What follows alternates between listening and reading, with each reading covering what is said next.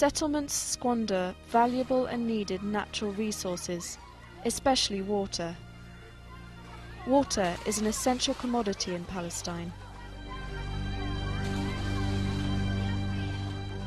The average consumption per capita in Palestine, in West Bank actually, 140 cubic meter per capita a year, while the average consumption for settlers about 600 cubic meter per capita a year for all purposes. The Palestinians, they pay 4 times more than the Israelis as cost of water in West Bank, while we're using the same resources and the same infrastructure. And in other words, we consume 5 times less, but we pay 4 times more. There are now almost 500,000 Jewish settlers in occupied Palestinian territory. Israelis did not stand in line to be residents of the settlements. Residents were recruited, manipulated, and offered many incentives by each successive government of Israel. The main reason for me to buy a house here is economic, of course. A house like this in Tel Aviv would cost, I think, double price. Also, of course, there are bonuses. There are more things, more reasons to come to live here. The nice neighborhood, it is built nicely. It is quite new. The houses are not old. There is wonderful view, wonderful air, good air. But the main reason, of course, is economic.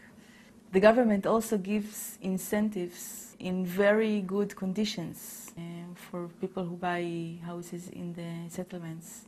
Most of the people, including my friends, including me a few years ago, as I said, are not aware of this fact, living in occupied territories, and even if they are aware, they would like to forget it, not to think about it.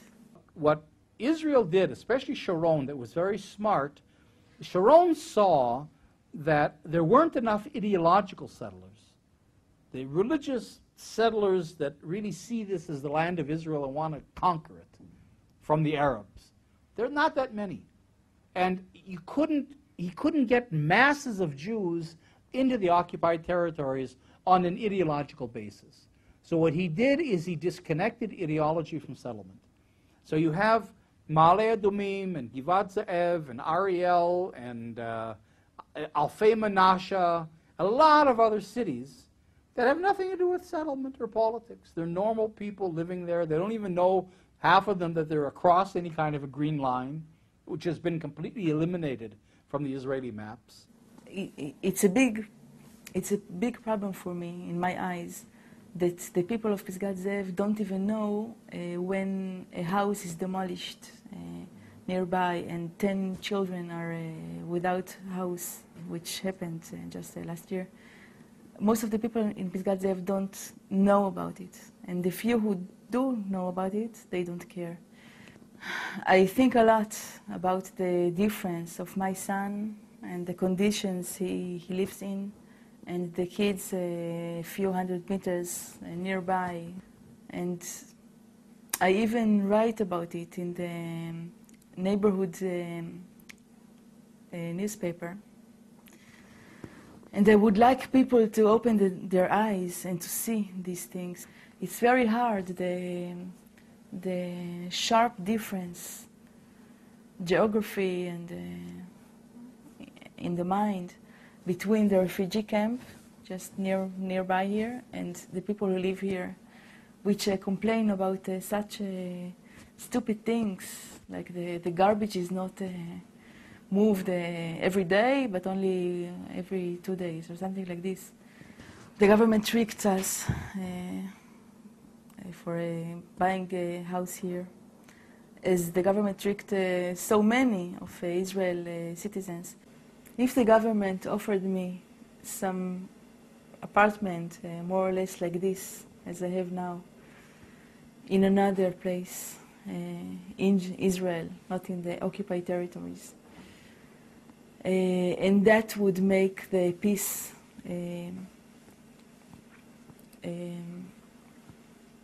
closer. I will leave tomorrow.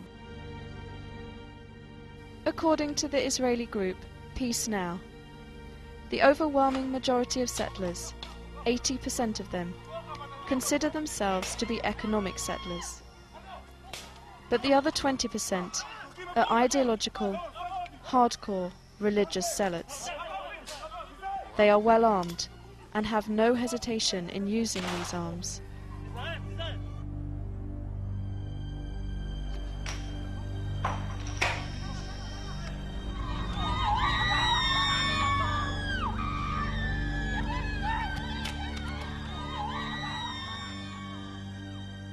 These ideological settlers chose to live deep in heavily populated Palestinian areas, especially the settlers down in Hebron, chose to live deep in Palestinian areas because that's where they would break the Palestinians, that's where they would fragment their contiguity, surround them, lock them into islands, and create these pathways between the settlements in Israel proper. The city of Hebron is now home to the most violent settlers. Hebron is no stranger to violence by the settlers.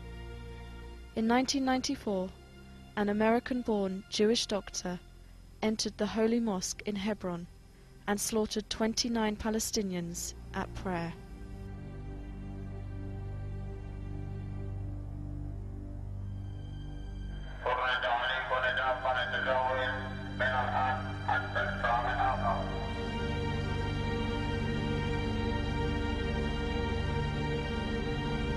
Today, Hebron is a city of 150,000 Palestinians under siege by 450 religious fanatics with an army to protect them.